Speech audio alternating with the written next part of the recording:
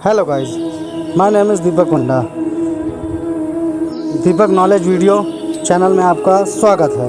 जैसा कि अभी तक हमने आपको बताया कैसे आपका अवचेतन मानसिक अवरोध को दूर करता है। अब हम आपको बताएंगे कि भय को हटाने के लिए अपने अवचेतन मस्तिष्क का उपयोग कैसे करें।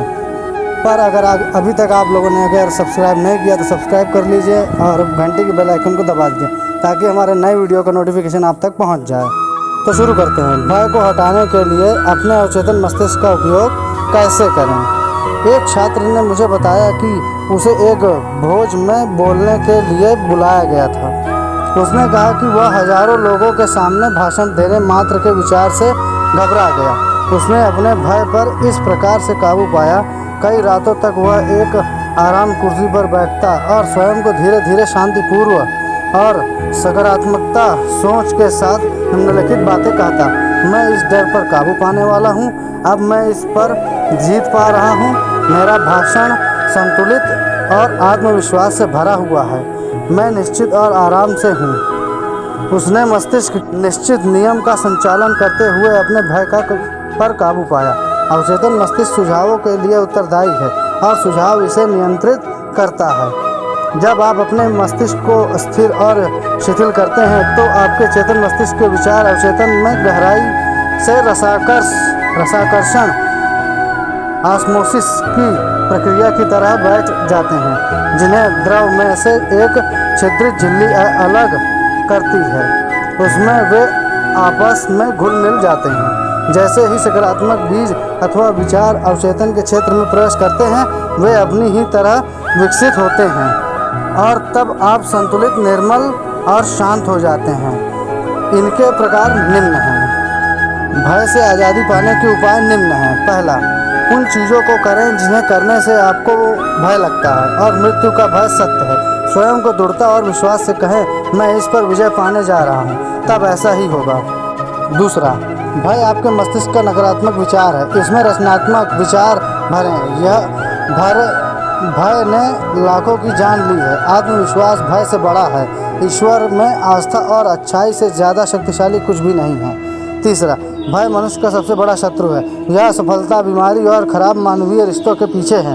प्रेम भय को दूर करता है। प्रेम जीवन की सभी अच्छाओं का भावनात्मक बंधन है। प्रेम ईमानदारी, संपूर्णता, न्याय, अच्छी भावना और सफलता के साथ करिए। जीवन को सर्वश्रेष्ठ की खुशी पर भरी चाहत के साथ जिए और सर्वश्रेष्ठ निश्चय की ही आपके पास आएगा। चौथा, भय के सुझाव को उसके विपरीत भाव से प्रभावित बनाएं। जैसे, मैं सुंदर गाता हूँ, मैं संयमित, शांत और स्थिर हूँ। यह अद्भुत लाभांश दे।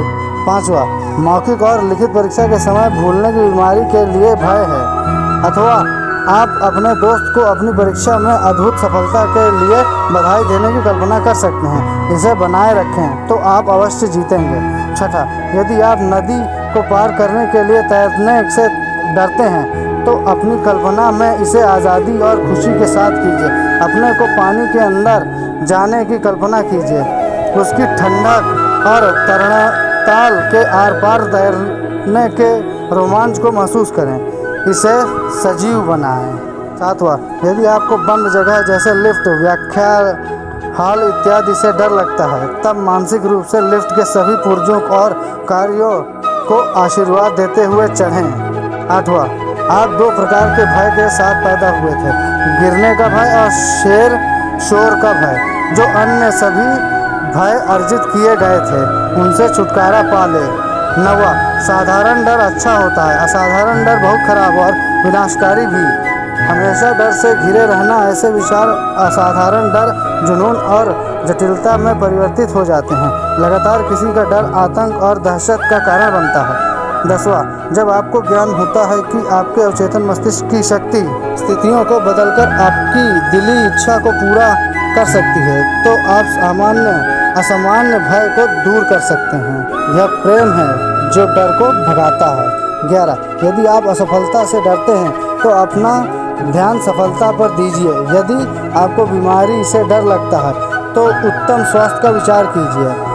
यदि आप मृत्यु से डरते हैं तो अनंत जीवन की कामना करें। ईश्वर जीवन है और अब आपका जीवन यही है। 12, भय का जवाब विकल्प का महान नियम है। जिस किसी चीज़ से आप डरते हैं उसका हाल आपकी इच्छा के रूप में है। यदि आप बीमार हैं तो आप अच्छे स्वास्थ्य की कामना करते हैं। 13.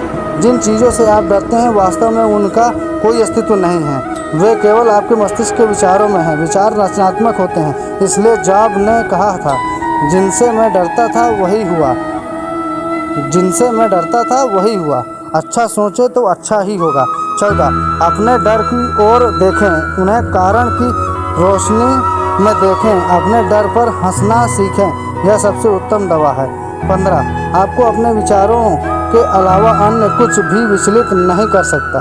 सुझाव, वक्तव्य अथवा किसी दूसरे मनुष्य की धमकियों में कोई शक्ति नहीं है। यहाँ केवल एक रचनात्मक शक्ति है और यह सामंजस्यता की तरह घूमती है। इसमें कोई द्वेष अथवा विवाद नहीं है, प्रेम इसका स्रोत है। इसलिए ईश्वर की शक्ति आपके अच्छे विचारों के साथ है। और अभी तक अगर सब्सक्राइब नहीं किया तो सब्सक्राइब कीजिए, लाइक कीजिए, शेयर कीजिए ताकि दूसरों को वीडियो मिल सके। और कमेंट कीजिए को किस सब्जेक्ट पर नया वीडियो चाहिए। और ऐसे ही वीडियो देखने के लिए हमारे डिस्क्रिप्शन बॉक्स पर लिंक्स दिए हुए हैं, उन पर जाकर क्लिक कीजिए और वीडियो देखिए। Thank you.